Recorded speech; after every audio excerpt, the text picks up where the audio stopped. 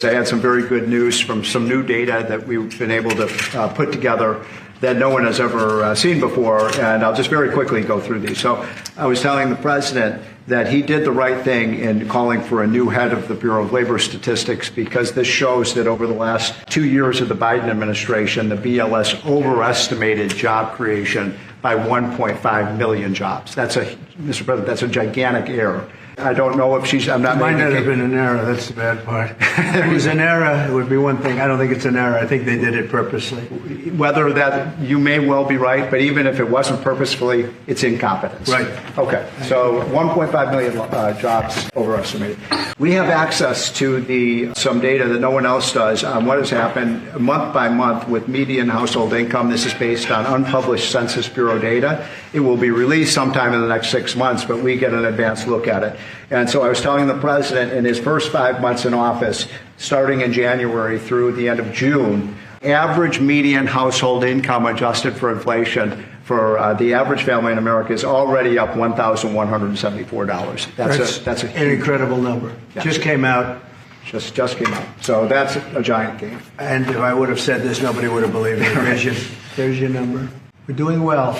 So the next one compares, we finally have the 2024 data on what happened with real family income in the United States. So what I did was I compared the record in Donald Trump's first term with the Joe Biden first term. By the way, these dotted lines here, Mr. President, that's COVID. So if it had not been for COVID, these numbers would have been substantially better. But even taking account President Trump's last year in 2020, we saw a $6,400 real after-inflation gain in income for the average family, and that compares with Joe Biden, which was measly $551. So, Mr. President, you gained 10 times more income for the average family than Joe Biden is because of your policies.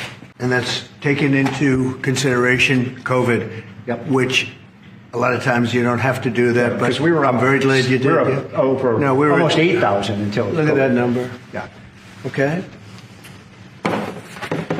Then we looked at which families did the best. And we have data from the Census Bureau that shows by income percentage. So the 25th percentile is the lowest income. 75th percentile is the highest income. And what I find fascinating about this, Mr. President, is every income group did better. The red is President Trump, the blue is President Biden. Every single income group did better under President Trump.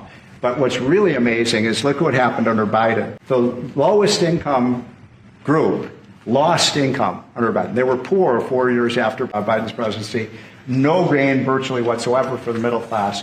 And the rich was the only group that did better under Biden, which is ironic because Biden keeps saying he was trying to get rid of income inequality. He made income inequality worse, not better. It was President Trump that reduced income inequality. These numbers just came out, by the way. Yep. And then finally, I just showed you in percentage terms. Mr. President, these are the numbers in dollar terms. So even the lowest income 25th percent gained about $4,000 in income. That's a lot for a lower income family. $6,400 for the middle class and almost $10,000 for the richest. So you can see every income group did better under Trump than Biden by a wide margin. That's the story.